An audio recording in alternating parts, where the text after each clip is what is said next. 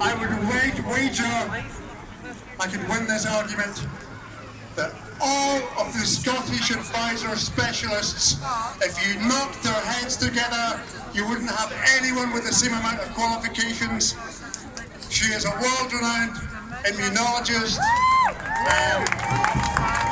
Someone could speak for an hour on the qualifications and experience of Professor Dalores Cahill.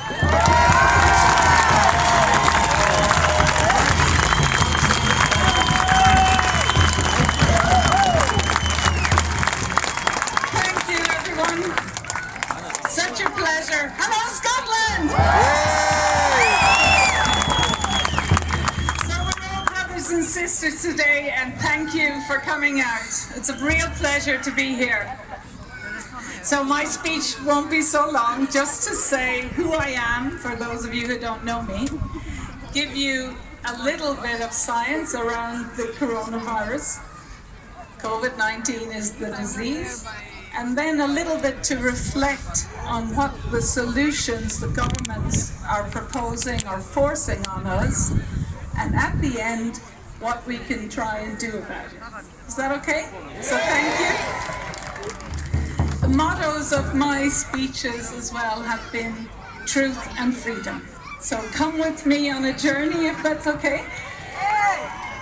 So just before we start, if it's okay, maybe you would like to just take a brief second to inhale, close your eyes, and we'll reflect just for 2 seconds on why we're here. And I'm sure, like me, I'm a scientist and a mother, that we are here for the elderly who have unnecessarily died, for the elderly, if you just close your eyes, the elderly that are on their own in care homes, locked more or less in individual rooms, not able to come out for weeks, for children who have been told to be fearful of invisible things like viruses and bacteria when there's absolutely no danger. And also to reflect on the people who are wearing the masks, because we have to bring and learn to bring them with us on the journey.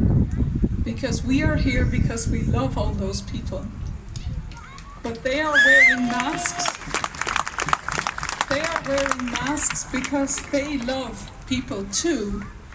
And they actually have very good qualities that we have to recognize in each and every one of them.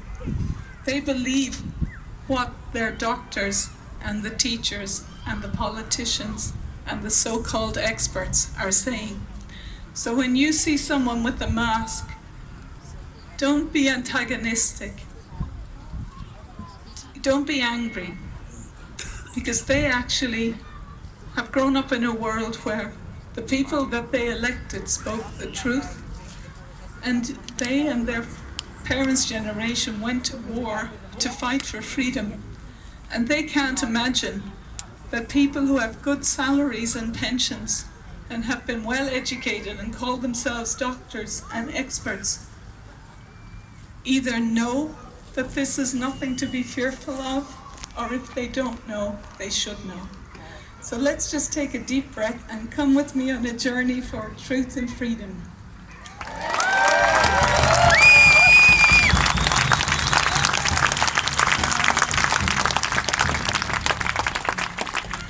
So just very briefly, my background, my degree is in molecular biology, molecular genetics. I have a PhD in immunology, where I was trying to find cures for brain tumors.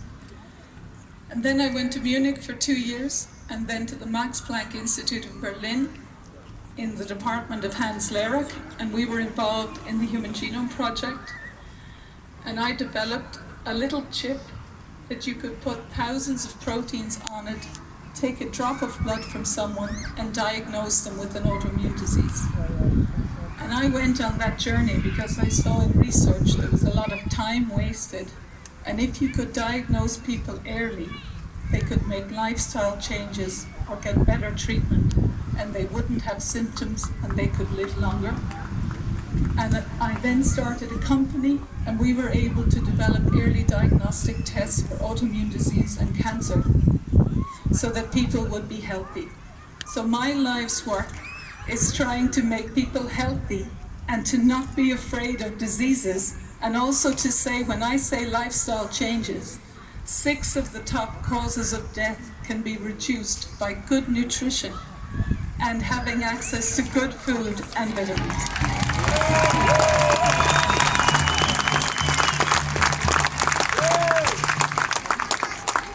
I was also involved in applying my technology to look at people who had recovered from meningitis in Africa. And the idea was, if you could find out the people who made antibodies to meningitis, that maybe you could find proteins that would be vaccine candidates, that those proteins could then be injected into people as vaccines, but there would be nothing not bad things that would need to stimulate the immune response, and you could have safe vaccines. So you can have safe vaccines.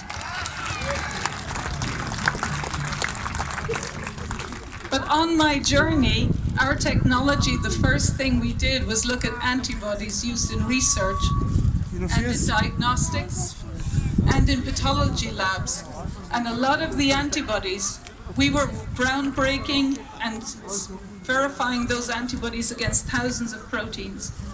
And those antibodies were not binding what the suppliers and the diagnostic companies were saying. And when we went back to them and said, can you amend the scientific record? They weren't willing to. So that started me on a journey of 20 years of trying to get the scientific community to actually correct mistakes in research. And there was very little willingness to do that.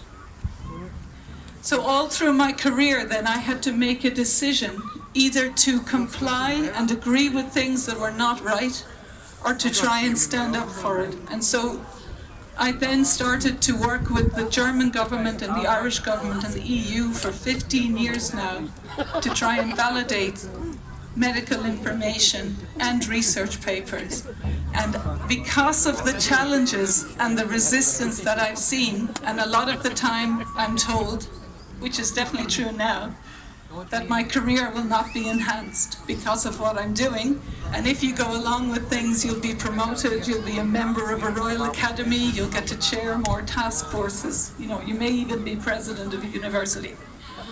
So I have to say, in the last 15 or 20 years, why we are here today is that not enough people, it's actually unbelievable within science, that not enough people are challenging it. And it goes from the governments and the funding agencies, and they know for 20 years that this is the case. So part of the learning from this is that we need to be giving 10 or 20% of research funding to validate and independently repeat the results, including from Imperial College London.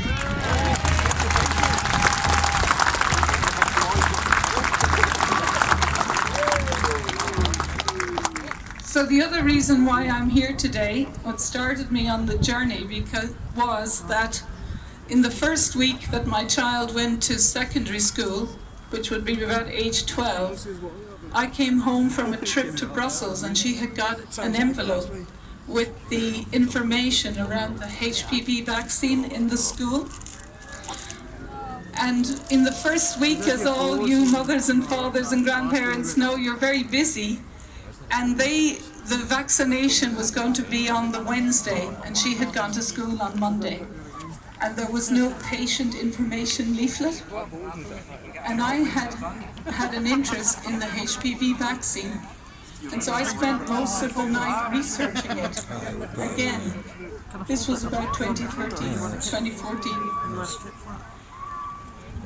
But what I realized is that normal parents, not normal parents, but parents, in the little leaflet it said, it'll only be a little pinprick. There's nothing to worry about here. But in reality, and first of all I should say, in Ireland there are 2.2 million women, and about 300 women have cervical cancer every year. And you can get a smear test, and it is preventable.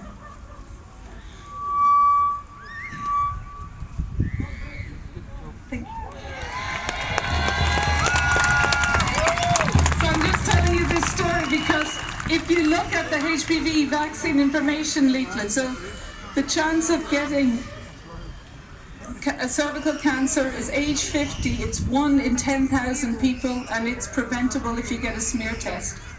If you look at the patient information leaflet that parents should be getting, in the clinical trials, 50% of the participants in the trial, 50% had new medical conditions. There were so many. So out of 20,000, 10,000 healthy people went into this cervical cancer vaccine trial. Half of them came out with a new medical condition, and 1 in 50 had a severe adverse event like multiple sclerosis, juvenile arthritis, heart issues, and some of the girls have all of these symptoms, and they give the vaccine at age 12. So they live their entire lives from age 12, 1 in 50, with severe adverse events. So you have almost 200 times more chance of having an adverse event at age 12 than having cervical cancer 40 years later. And I think if parents knew that information, they would not give that HPV vaccine. And I realize that the Department of Education and the Department of Health and your governments and your regulators and the entire research community is failing you as parents and grandparents and family members by not giving you that information.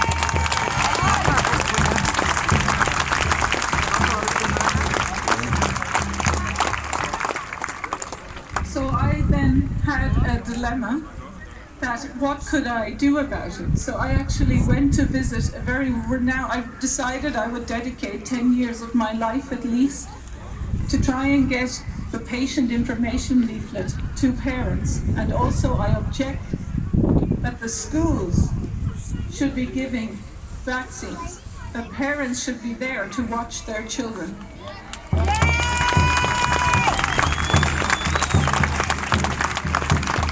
So in my own story then, it turns out the letter came from a vaccine unit, and it was about 2 miles up the road from where I lived. So I went there at 8:30 in the morning before work. And I said to them, where's the patient information leaflet? And I met a few nurses and they shrugged their shoulders. And I was saying that if people knew that, they wouldn't actually consent to it. And so they said nothing, and I gave them some of the research publications. And I went to work. And at about 12 o'clock, I got a phone call from my school. And they said out of about, I think, 12 girls, they rang me because I'm a first responder and because I was the only parent who didn't consent, that 4 of the children had collapsed and 1 was unconscious. And the nurse and the doctor were heading to another school, and they asked me if I would come and bring those 4 girls around to visit their parents. And they just gave me a slip of paper to give to each of the parents to say, your daughter had an adverse reaction. But they didn't record it. So I ended up driving around those 4 girls to different parents saying that on the first vaccine, if a child collapses, that really you should consider not giving a second or third. And each of the parents more or less said, I'm not anti-vax. And they ignored it and they carried on. So then I decided, okay, this is wrong. And I also, as you know, have been involved in setting up a freedom party. And it's really about trying to establish our rights for freedom.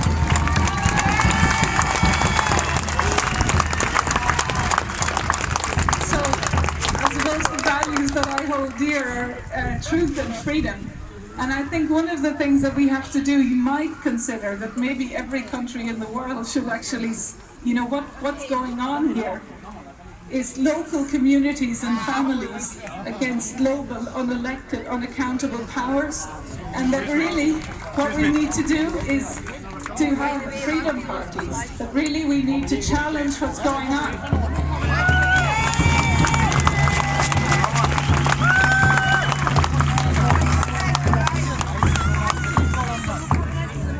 So that's just my background, I suppose, why I'm here. And as you know, a lot of you have said to me today, I'm just going to talk a little bit about the science. And if any of you have watched my videos or shared my videos, I'd like to thank you very much. And my very first video got almost 500,000 views in 6 days, and then it was taken down from YouTube. And I do have to say I support BitChute very much, because the founder of BitChute, Ray Vaughan, is there as a last resort. And I also am very grateful to people like Dave Cullen, Computing Forever, Carol Murphy, and Rowan Clough Grantorino. So shout out to them. And also I think we should acknowledge and I respect very much Julian Assange, and I know his hair is...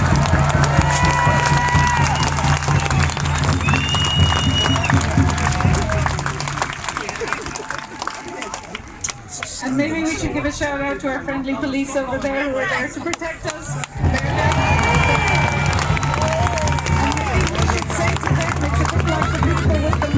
That you're actually here because you love them and you respect them, and they are going to be the front line for the vaccines.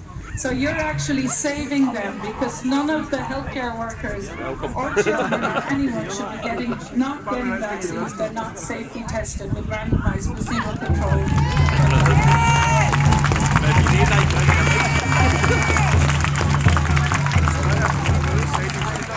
So this is the little bit about the science. So some information. I won't maybe do as much on the fatality rate, but just very simply to say that coronaviruses have been around for hundreds of thousands of years. And just in the same way that carbon dioxide, they picked the wrong molecule. Carbon dioxide is not a major contributor to global warming, climate change. Because of my research, first of all, to see that a lot of the research antibodies were not correct, and it was difficult to change the incorrect record. I spent about 12 years looking into carbon dioxide, and the societal changes that they want to make around carbon dioxide are not necessary and not based on good science.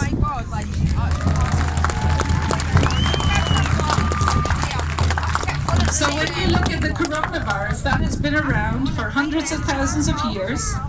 We have evolved with viruses, and each one of us have around 300 million viruses in each of our bodies.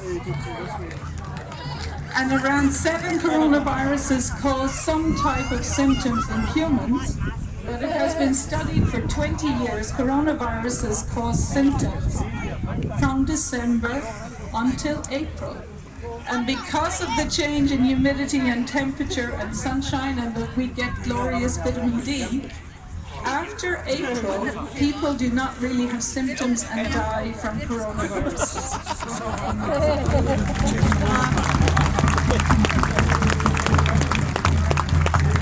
So that means that the deaths from May onwards to December cannot be dying of coronavirus. Full stop.